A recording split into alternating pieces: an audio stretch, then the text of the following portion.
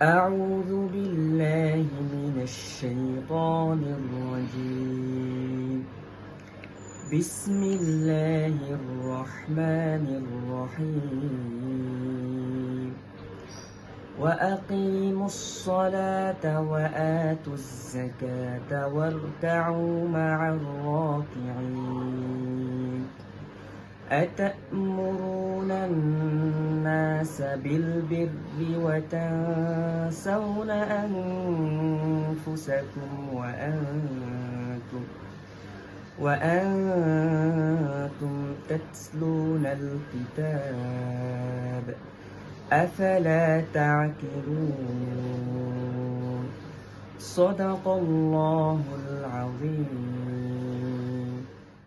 আল্লাহ সুবহানাহু ওয়া তাআলা পবিত্র কোরআনের সূরা আল বাকারা 42তম আয়াতে বলেছেন, তোমরা নামাজ কায়েম করো, যাকাত দাও এবং রুকুকারীদের সাথে রুকু দাও।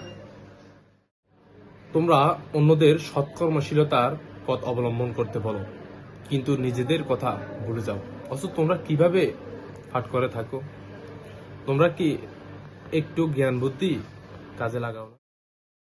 প্রতিপালকের জিকির করে আর যে জিকির করে না, তাদের উপমা হলো জীবিত ও মৃত ব্যক্তি। সহিহ বুখারী 6407 নং হাদিস। দোয়া রব্বিরহামহুমা কামা রব্বায়ানি সগীরা।